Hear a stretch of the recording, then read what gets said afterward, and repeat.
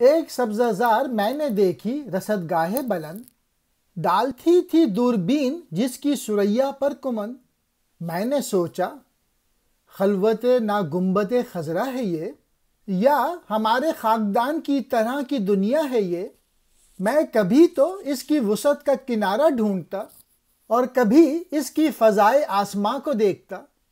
مرشد اہل نظر رومی نے یوں مجھ سے کہا، دیکھ یہ مریخ ہے، یہ ایک عالم ہے جدا، اپنی دنیا کی طرح یہ ہے طلسم رنگ و بو، صاحب شہر و دیار و مرغزار و کاغو کو، اہل مغرب کی طرح اس کے مکی ہیں ذو فنون، ہیں علوم جان و تن کے باب میں ہم سے فزوں۔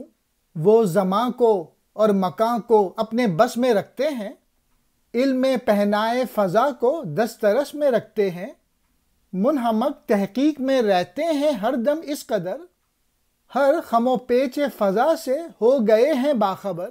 وہاں ایک سبزہ زار تھا جس میں اونچی رصدگاہ تھی، جس کی دوربین ثریا کو کمند لیے ہوئے تھی، گرفت میں لیے ہوئے تھی۔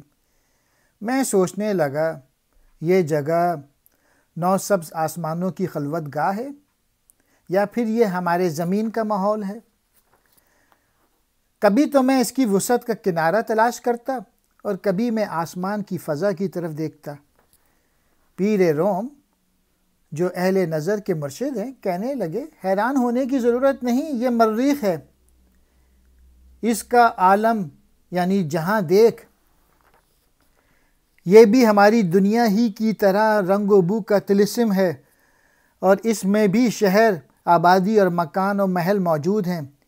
اس کے باشندے اہل یورپ کی طرح ذو فنون، ہنرمند اور جسم و جان سے متعلق علوم بھی ہم سے بڑے ہوئے ہیں۔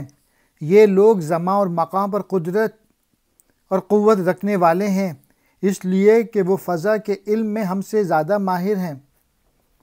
یہ لوگ فضا کے وجود پر کچھ اس طرح لپکتے ہیں کہ وہ اس کے ہر پیچ و خم سے باخبر ہو چکے ہیں۔